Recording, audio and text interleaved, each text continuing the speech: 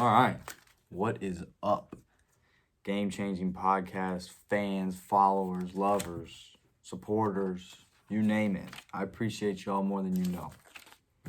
So, just a little outline for the next couple weeks. We got a podcast tonight, obviously. Right now I'm on that. Next week, we're in the works with a possible former D1 athlete, played at Ole Miss. I'm not telling you the sport, you got to guess that. So SEC athlete. I mean, that would be huge. That would be game changing. And that's what we need on the podcast. The week after, in the next few weeks, we got some baseball analysts in the works, and it's baseball season. Baseball season's back, and I don't know shit about baseball. That's not my specialty. So I bring somebody in to tell me all that. You know, find people smarter than you. Don't ever be the smartest in the room. So yeah, that's where we're heading in the next month or so. But first off, I just want to tell you all about the roller coaster ride that I've been on in the last 24 hours. First off, it starts with TikTok. So, last night I was doing my thing. I posted a TikTok. I post a TikTok about every day now. If you don't follow the TikTok, go check it out. Game Changing Podcast. You'll find it. You'll see it. We're viral now. So I've been posting a bunch lately. None of them really do anything, you know. Just like this, I haven't gotten a lot of views. But it's a process. You gotta trust the process. That's what everybody says, right? So last night I posted TikTok. I wasn't on my phone for about an hour. I checked my phone, right? And I go see the TikTok, look at it. And we're at like 5,000 views, which is a lot more than we had on some other videos. So I'm like, holy shit. Like maybe this is the one that's gonna go viral. So I keep updating, I keep upfreshing, you know, you refresh, and it says how many people liked it, how many people commented, you know, all that stuff. So you keep refreshing, ton of activity. So I'm getting hyped. I'm running around the house. I'm going nuts. I mean, I'm freaking out. And this goes on for like 30 minutes straight. I'm just panicking. I'm like, this is it. And the views keep climbing, the likes keep climbing, the comments keep climbing. Funny thing was, the first comment was, actually, I'll tell you this at the end. The views keep climbing, the comments keep climbing, everything keeps climbing. We're up to like over 10,000 views, you know, on a TikTok, which isn't that much on a TikTok, but it was big for me. It was big for my page. We needed a breakthrough, and this was the chance. Boom. All of a sudden, it all stops. The views stop, the likes stop, the comments stop. I'm like, what the hell happened? I get a notification from TikTok, and on the activity thing, you know, the activity screen, and it says, your video has been removed due to violating community guidelines. I'm like, what in the world? I absolutely lose my mind. I'm going nuts. I went from the highest of highs, thinking I'm going viral, to the lowest of lows, thinking TikTok's out to get me. TikTok hates me. I don't even know. They said it was a dangerous act. It's a video of a guy swinging a baseball bat and hitting a baseball, but he's swinging it like a golf club. Like the baseball's on the ground, he's swinging. Go look at it. You'll see it. It's back up. Anyways, so I'm panicking. I'm like, what do I do? I tried reposting it. That wasn't allowed. So they said you were allowed to appeal the removal, like appeal, you know. So of course I appeal. I write them. I'm like, this is absurd. And for you all that don't know, the community guidelines are so widespread and unspecific that basically anything could be taken down for anything. It's a dangerous act because you could get injured doing this. You could get injured walking. So now anybody that dances should be taken down because you can walk, you can dance, and slip on something and injure yourself. So with their logic, everything, they wouldn't have an app with their logic. But it's so wide that they can, you know, basically say anything. It's just so gray. It's not black and white, and that's not how I like things. So I go to bed, right? I can't sleep. I'm so pissed. I was just so mad because I was like, this is the breakthrough. This is what I needed. This is really going to get the ball rolling. We've been doing this podcast for a while now, and I just need something to get the ball rolling, right? And I go to bed. They said they would get back to me quickly with the appeal, but that didn't happen. So I wake up. And I check my phone. And guess what had happened? The video was back up. So I get up immediately out of bed, start running around. And at this point, it had been up for like 4 hours, but it was in the middle of the night, so nobody had really seen much. It wasn't on the viral status that it was, but it was up to like 18,000 now.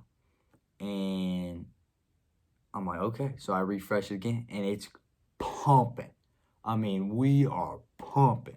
And after last night, I was so pissed at TikTok, and now I was so happy with TikTok, and now we're pumping. And there was just the emotional stress that I've been through is just absurd for over a TikTok. Like, this should just not happen. Anyways, the TikTok is now close to 800,000 views. It has fully gone viral. I hit some big milestones in Game Changing Podcast. And like I was saying, the first comment was actually a buddy of mine saying, get this crap off of here. Because, he was like, get this down. This is stupid. This is never going to do anything. This is an awful video. But my loyal fans, and I love you all that are on TikTok and that follow me and that help this video go viral. My loyal fans are like, man, who's this kid? Man, he must have had a bad day. Shut up, kid. Man, Ho's mad. This dude's mad. They were just eating him alive. None of them knew that it was one of my good friends, obviously. But I knew, and it was just hilarious to me to see him just getting bashed because he said, take this crap off of here. That was just great. Loyal fans are great. And the fans on there need to come over to YouTube and watch this on YouTube. And these YouTube fans that are listening right now, you need to go over to TikTok. Follow the TikTok. Follow the Instagram. Follow it up. We need to get this page rolling. We can do it. Let's do it. All right. Sorry for my TikTok rant and my story, but that was the emotional roller coaster ride I've been on in the last 24 hours was just unimaginable over a TikTok. I never thought that would happen. But, social media, like they say, it does crazy things to you. Crazy things for you and crazy things to you. So let's talk. We had the Masters preview last week. This is going to be a little Masters review at the beginning. Hideki Matsuyama, fantastic performance. Played great. Played fantastic Saturday. Shot 64, 65, 64. 64, 65, I don't remember. And what was the interesting part to me, not only did he win, he was also the first Asian-born winner to win the Masters. Not to win a major, but to win the Masters. First Japanese player to win a major, I think. No, first Japanese player to win the Masters, sorry. What was the interesting part to me, and that a lot of people on the Golf Channel and everybody was talking about, was the Japanese media and how he's perceived over there and how big of an icon he is. And for us Americans, we just can't imagine this. Like, he's 10 times bigger than Tiger Woods. Like, Tiger Woods is huge for golf. Huge around the world. Everybody knows who Tiger Woods is. And, like, Michael Jordan was the same way back in his day. LeBron James, think of them. Hideki Matsuyama, who's not number one in the world, who doesn't dominate his game, who's obviously not the best in his game. He won the Masters, great for him. Fantastic. He's a really good player, but he doesn't dominate golf like those guys did, or like those dudes do in their sports. But he is 10 times bigger than they are in Japan. Why? I don't know. It's just like athletes, I guess, are more rare over there. I don't know. I don't know why, but apparently the Japanese media will be all over this. And I heard, the most interesting thing I heard all week was that he could end up making $1 billion off of this win. And that would be insane. Winning the Masters and then making $1 billion in Japan for winning the Masters in America is just absurd. It's hard to think about. It's hard for us to imagine. But congrats to him. He played great. Also, Will Zalatoris, 24 years old, got second. Was the only player to break 70 all 3 days, or all 4 days. He played out of his mind. He played great. He has a lot of talent, you can tell. He's got the fastest hips of anybody I've ever seen. And I've played a lot of golf and seen a lot of golf. He was very impressive. He was very composed. His attitude is in the right spot. He will be a game changer. He's a name to watch out for. He's somebody you need to look for. He's gonna make his mark on golf, and in the future he was good at Wake Forest. I don't think he was great, but he was good. And yeah, so this week we have the RBC Heritage. that brings me to my lock of the week. The lock of the week is that Daniel Berger makes the cut. Yes, he's 4 under after day 1. That is why it's called the lock of the week, because it's going to happen. All right. Baseball is back. I said it earlier. I'm saying it again. Baseball is back. I have not watched a single game of baseball, and I plan on watching one soon. I'm mad I haven't watched one yet. Like, usually by now I've seen a baseball game. I have not seen a single baseball game. And I'm running a fantasy baseball team, and we're actually doing okay. We won our first matchup last week.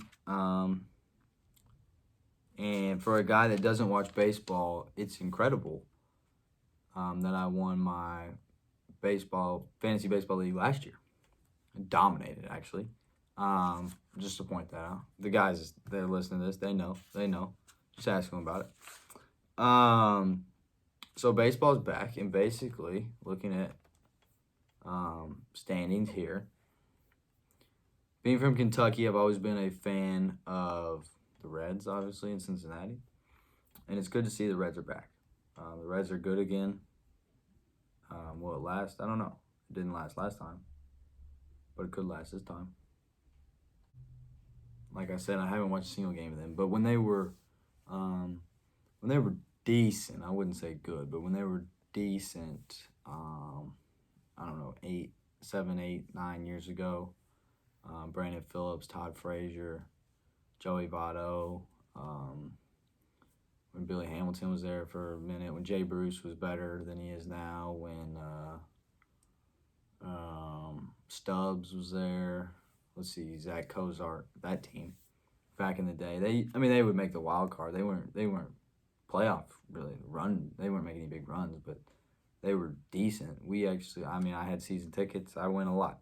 And that's the last time I can remember them good. The past 5, 6 years, they've been just garbage. Absolute garbage.